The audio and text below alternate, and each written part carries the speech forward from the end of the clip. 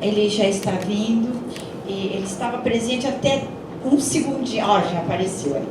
E quando eu falei dos conselheiros que são proativos, mas de uma forma discreta, eu esqueci de falar do Jorge, nosso conselheiro Jorge, que está sempre presente e nos manda comunicados de palestras maravilhosas que eu já assisti lá no CIESP, e nos trouxe, por favor, Jorge, apresente o seu amigo, o professor João Tito Borges, que é engenheiro, que vai falar hoje sobre o balanço das vazões de águas em rios, implicações para reuso industrial. Ele é mestre e doutor em saneamento e ambiente na engenharia civil da Unicamp e é pesquisador, colaborador do FEC Unicamp. E o currículo dele é vastíssimo, vocês já receberam, e se eu começar a ler o currículo dele, vai ser mais longo do que a palestra. Ele realmente é um pesquisador estudioso e uma pessoa que vai contribuir muito para o nosso conhecimento. Então, muito obrigada pela sua presença. E, Jorge, por favor, apresente E foi graças ao Jorge que ele está aqui. Boa tarde a todos. Acho que é importante explicar o porquê, como nós nos aproximamos do Dr. Tito. Eu coordeno a Climatec da Indústria com o ITPCJ e nós temos um grupo de trabalho que vai estudar justamente o reuso efluente de éter, na indústria. É um assunto complexo, difícil, mas que precisa aprofundar. E foi dessa forma que a gente chegamos lá na professor Tito, dessa forma aí, sabe? Ele sabia que a Unicamp tem um núcleo de excelência nesse assunto, que ele está pesquisando, e como nós, o ano que vem, vamos ter um estudo, que vai ser financiado pelo FEIDO, através da SPCJ, onde a gente vai aprofundar para justamente viabilizar o reuso de efluente de éter na indústria. Essa coisa não cai do céu, é complicado, mas é possível se nós realmente trazer aqueles que conhecem o tratamento, não só o tratamento em si, que isso já, Paulo, essa análise conhece de sobra já, mas os balanços de vidros. Inclusive, a palestra ali, vocês vão ver que aplica em uso doméstico. A gente vai entender certas ações que a gente toma, às vezes, sem levar em consideração o balanço hídrico, que às vezes é negativo até para o rio, para o meio ambiente. Às vezes, a boa frente pode, às vezes, estar... Então, foi dessa forma que nós postamos para o professor Tito, eu vou precisar falar para ele, porque ele que entende do assunto. Obrigado, Tito, pelo tempo. Obrigado, Jorge. Obrigado, doutora Pia, pelo convite feito. Nós pretendemos aqui fazer a palestra atendendo o Luizão, que pediu que sejamos simples, né? Opa, aí beleza. Vou buscar simplicidade, Luizão. Vamos ver, dentro das minhas condições aqui, se a gente consegue transferir essas informações para vocês. Você pode... Tem jeito de você apagar a tela, Luizão? Não, porque tem umas figuras que são muito... às vezes fica opaca, né? E a gente quer apresentar da melhor maneira possível.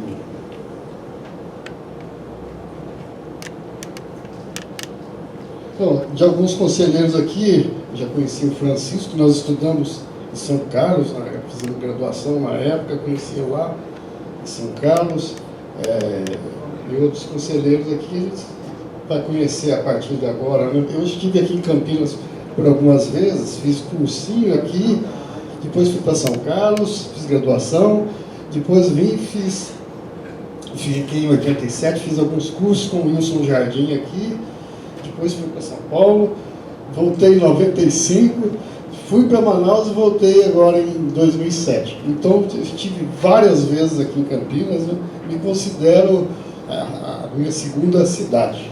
A minha primeira cidade é em Minas, Cássia, Minas Gerais. Campinas, para mim, é a segunda cidade. Você é um mineirinho, né? Eu sou mineiro lá de São Carlos, nós estudamos juntos, fizemos a graduação na mesma ocasião, o Francisco, que é conselheiro, né, Francisco? Então, para falarmos de água, a primeira coisa, bem simples mesmo, o princípio do balanço hidrológico. Não pretendo aqui falar sobre hidrologia, né? Não é esse o objetivo, né? Até porque hidrologia é uma disciplina de 2 semestres na engenharia civil. Então, pode passar, por favor? Nós estamos falando de bacia, a bacia hidrográfica. Então, temos a nascente, os afluentes, o leito principal, o lençol freático, os divisores de água, que é simples de entender.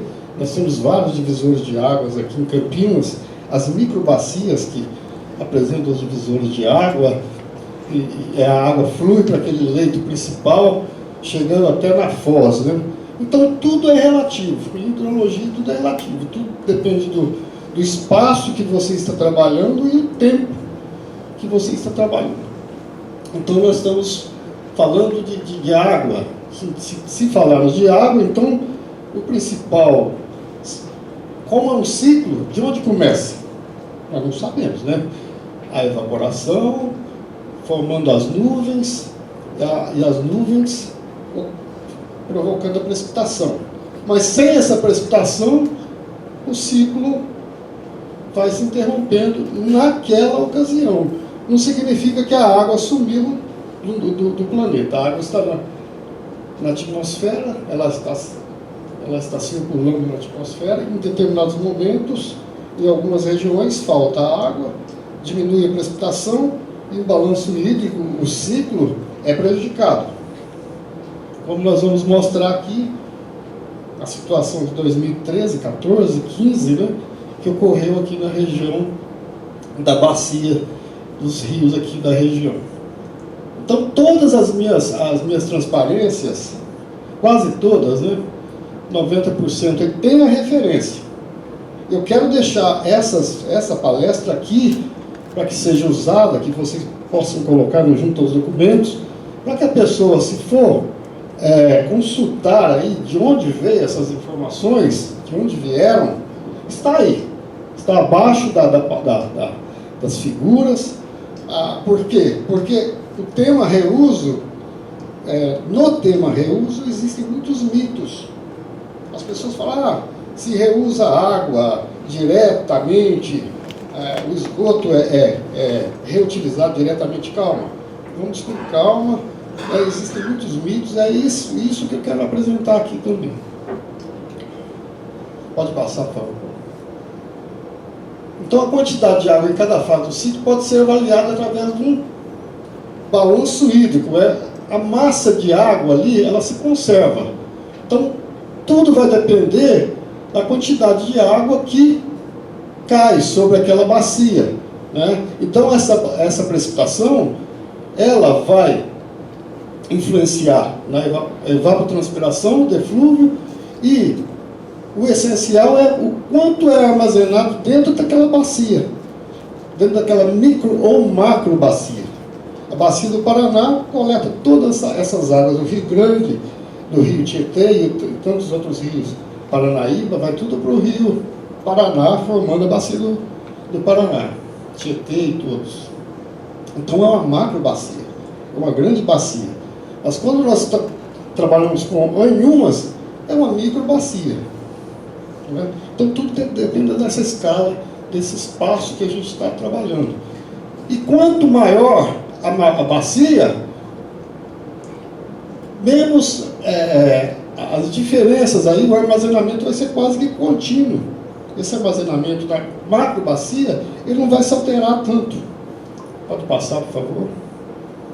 Mas, quando ocorre essa baixa precipitação, como ocorreu em 2013, como nós estamos vendo ali naquele gráfico, nós estamos falando ali, a linha azul é a linha de 1990 a 2016, 1990 a 2018, é a linha azul.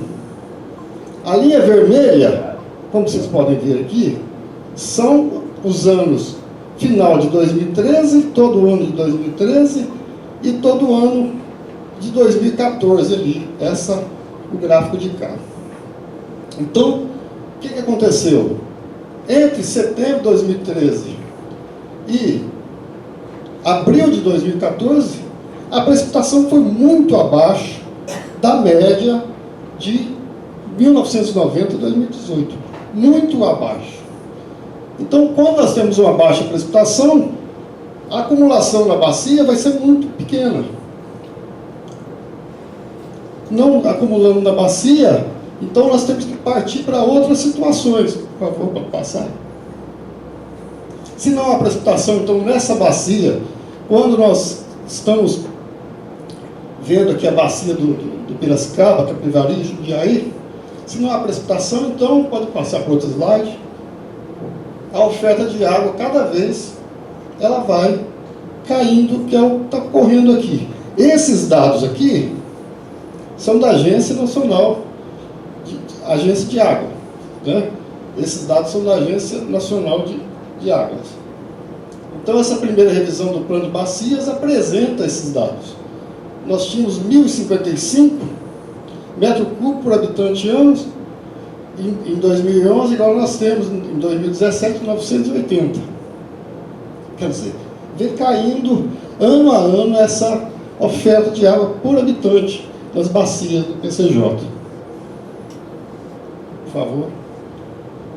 Outra vez aí, mostrando aqui esse quadro síntese. Então, a disponibilidade hídrica de 2.500 metros cúbicos por habitante ano é uma situação boa. Entre 1.500 e 2.500 metros cúbicos por ano é um nível de atenção. Enquanto menor do que 1.500 metros cúbicos por habitante ano, já é uma situação crítica. Então, nós já estamos nessa situação crítica. O Comitê de Bacias aqui já vive nessa nível de atenção crítica em relação à disponibilidade hídrica per capita. Quantidade de água por pessoa aqui na região já vive uma situação crítica. Por favor. Além disso, nós temos alguns índices de tratamento, de tratabilidade, coleta e tratabilidade de esgoto, baixos, né? Em algumas regiões da bacia nós temos ainda problemas com o tratamento de esgoto. Alguns municípios com ICTM muito baixo ainda. E isso provoca o quê? Além de toda essa densidade populacional, por favor, o próximo slide. Né? O que é o ICTM? É coleta, existência de eficiência, efetiva reposição, é um índice. É um indicador aí que é utilizado pela CETESB para dizer como está o sistema, o saneamento na bacia, assim como tantos outros indicadores. Por favor, pode passar. Como em algumas situações o índice está baixo, a qualidade de água ela está ruim também na bacia. Em muitas situações ela está ruim quando passa em Campinas, antes de chegar em Campinas ali, Americana, algumas regiões. Isso aqui é uma situação apresentada pela CETESB, isso está disponibilizado. É público, né? Isso é um índice de qualidade de água que leva em consideração 9 parâmetros de qualidade de água. Né? DBO, TQO, oxigênio dissolvido. Então nós temos apenas na cabeceira aqui da bacia algumas situações onde ela está ótima. E por outro lado, quando há mais ajusante dessas montantes aqui, próximas a Minas, nós temos a qualidade das águas dos mananciais, dos rios, que são usados como mananciais, ruim.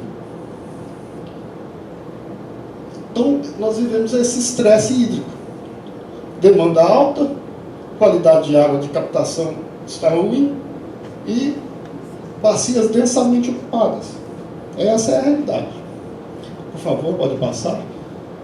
Então, se não há precipitação e nós temos as estações de tratamento da Sanasa, de outros municípios que estão operando, se não há precipitação, então nós temos que promover o quê? A redução do consumo de água, que já ocorreu aí em 2015, 2014, através das propostas, né, até da Sanasa, de reduzir o consumo de água, e houve essa redução.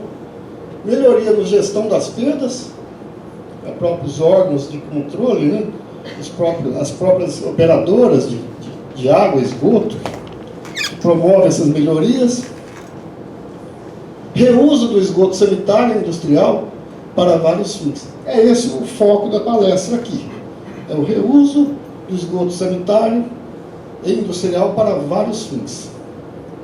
E outras alternativas, no caso, se não há precipitação, é o pipa, que vem da água subterrânea, o caminhão-pipa, a importação de outras bacias, que já ocorre em São Paulo, que importa uma quantidade de água da bacia do Jaguari, tarifas, controle de tarifas e construção de barragens, que é um tema polêmico, que pode ser também utilizado. Você pode construir as barragens para controlar, segurar essa água nessas bacias, nas microbacias aqui. Bom, se estamos falando de reuso, onde aplicar essa água de reuso? Como é que ela pode ser utilizada? Muitos já sabem, gente, você já tem noção disso tudo aí, mas recreação, uso urbano, agricultura, reuso industrial, canoagem, sistemas aquáticos, aí, natação, pesca, recreação, né? Tantas outras aplicações. Pode passar por outro. Então nós temos praticamente dois tipos de reuso. O reuso não potável, que é o reuso agrícola, um dos mais utilizados mundialmente, reuso municipal, em várias aplicações, reuso para as indústrias, melhorias recreacionais e ambientais, e o reuso potável. E o reuso potável que é a fonte de polêmica, a fonte de certas controvérsias, mas é utilizado em algumas situações, como eu vou apresentar aqui. Então nós temos o reuso indireto, potável, que é uma fonte de água das estações de purificação, entra para o rio ou para o lago e ali é captado. O reuso indireto já é usado, já é comum, né, pessoal? As cidades tratam seus efluentes, jogam no rio e outra cidade abaixo capta aquela água. Então o Rio Paraíba do Sul toda praticamente já é reuso indireto, né? Vamos pensar assim. Então o rio é um diluidor daquele esgoto, né? Tratado, no caso da bacia ali, exemplo, da bacia do Rio Paraíba, que é o mais exemplar, tipo, né? Então nós temos o reuso direto, que é utilizado em algumas ocasiões também. Por favor, pode passar. Essa figura não ficou boa, infelizmente. É um ciclo, eu deixo aqui essa figura, essa palestra, infelizmente para o tamanho do slide, mas aqui está todo o ciclo da água, né? A água, o que está em linha amarela ali, o que está em amarelo, é o reuso, é a água de reuso. E o que está em verde é a água utilizada da primeira vez, né? Então, esse ciclo mostra o uso comercial, industrial, doméstico, as fontes subterrâneas, os lagos, né? Então, todos os usos. Pode passar, por favor. Então, a reutilização da água envolve o uso da água mais de uma vez, para expandir o suprimento disponível da e para a comunidade. Isso é interessante porque é muito simples, né? Você está apenas segurando a água dentro daquele ambiente, daquela bacia. Você está postergando o destino daquela água. Você está segurando aquela água, você está retendo aquela água, você está armazenando dentro da bacia. Com isso faz com que haja maior disponibilidade de água. Você está aumentando a disponibilidade de água, você está armazenando. Quanto mais reuso você tiver, mais condições de segurar essa água disponível. É esse o tema desse artigo aqui, desse trabalho aqui, desse handbook aqui, que aborda muito inteligentemente o que é a reutilização. É isso, é muito simples, né? É aumentar o armazenamento nas pequenas bacias. Por favor. Mas para fazer isso, para fazer o reuso, você tem que tratar os esgotos, tem que coletar e tratar. Isso demanda quilômetros de rede, interceptores, adutoras, elevatórias, estações, né, de tratamento preliminar, estações que têm um sistema primário, secundário e terciário. Isso significa o quê? Que o custo disso vai aumentando para cada nível de tratamento que você tem, se passa do preliminar para o primário, o secundário para o terciário, o custo dessa estação, ela aumenta. Você tem uma maior sofisticação no sistema de tratamento. Então, o secundário já é um comum hoje. Na bacia aqui do PCJ é muito comum você ter um sistema secundário. Remoção bioquímica da matéria orgânica, lodos ativados, biofiltros, reatores anaeróbios. Nós temos dezenas desses sistemas aqui na região. E Franca é uma das cidades que tem um dos maiores índices de tratamento de esgoto aqui do Brasil, né? Tem vários desses sistemas, lagoas de estabilização, lodos ativados e outros sistemas. Mas, para chegar no terciário, nós estamos pensando já em remover nutrientes, remover organismos patogênicos, remoção hoje de fármacos, né? Hoje de possíveis contaminantes que a gente não conhece ainda. Então, nesse nível terciário, nós temos que remover e deixar essa água disponível para o reuso potável ou não potável.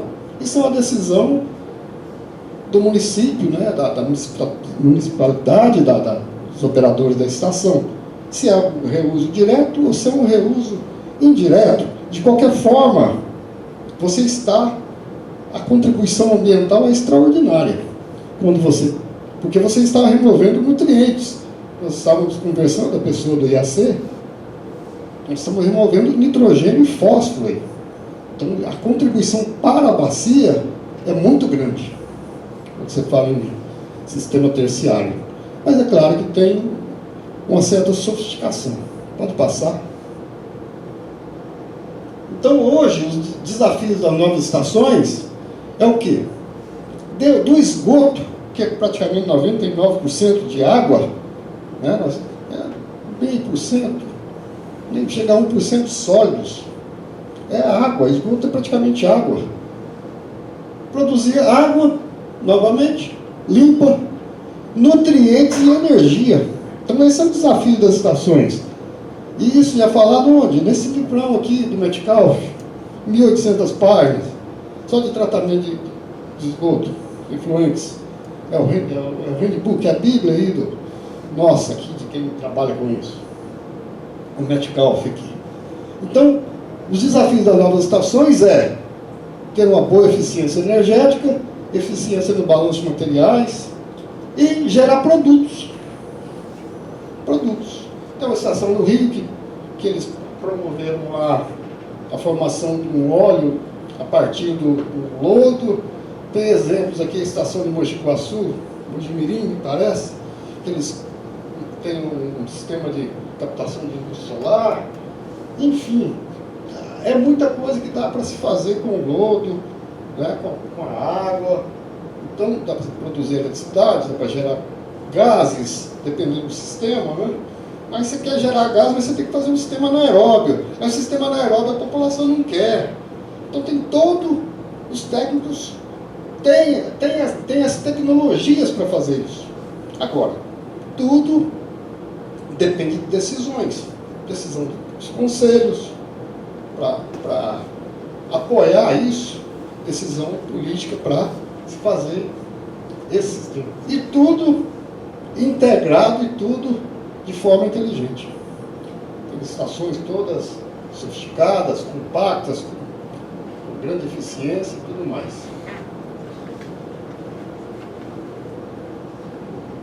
Então, o desafio dessas novas ETEs já é uma realidade. Nós estamos falando de energia circular.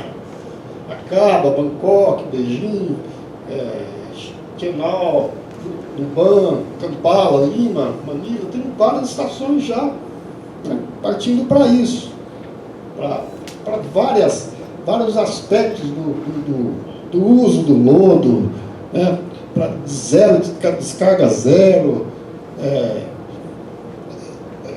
avaliar economicamente, reduzir o custo e tudo mais. Então isso já é um desafio, já é uma realidade. Por favor. Bom, e como está essa situação do reuso? Tem mais 20 slides, eu não sei, está extenso, como é que está aí o tempo? Tranquilo. Está tranquilo? Como está a situação do reuso, né? O que eu consegui levantar, pessoal, eu consegui estudar esses tempos aí, basicamente, a EPA, né, a Agência de Proteção Ambiental Americana, o pessoal trabalha muito, eles fazem muito levantamento, né, eles têm muita... É aquilo que o Brasil falta, a comunicação é muito boa, né, deles. As publicações são disponíveis, existe integração das informações, e isso é uma coisa que precisa melhorar no Brasil. Então aí nós temos reuso direto e indireto. Estados Unidos, exemplo. Não é o final. A própria EPA fala que não é o final. Não é um levantamento total isso aqui. Ela mesma diz no texto dela, categoricamente, que isso aqui não é o que existe realmente. Mas é o que está publicado, né? Que a gente consegue disponibilizar. O que está em uma cor mais forte é onde existe o reuso direto de água. Reuso direto dos esgotos. Trata o esgoto e faz o reuso direto. Reuso direto você trata e já usa o esgoto. O reuso indireto é aquele que faz o tratamento, joga em um reservatório, ou um rio, ou uma lagoa, e faz a captação dali e usa. Então nós temos algumas situações, principalmente no Texas, onde existe maior número de estações, e na Califórnia, que são áreas mais áridas, né? Onde existe essa demanda realmente, e onde há a necessidade de se fazer isso. Né? O Rio Colorado já não chega mais no México. Então, não tem água disponível. Essa região oeste dos Estados Unidos, oeste, me perdoe, ela sempre foi carente de água. A disponibilidade hídrica é muito pequena. Então depende muito do Rio Colorado, sempre, a vida toda, só que chega um momento que o rio se esgota. Então as estações de reuso direto estão praticamente ali no Texas, não sei se conseguem ver a cor mais forte ali, é isso. Tem na Flórida uma, mas grande parte delas estão no Texas.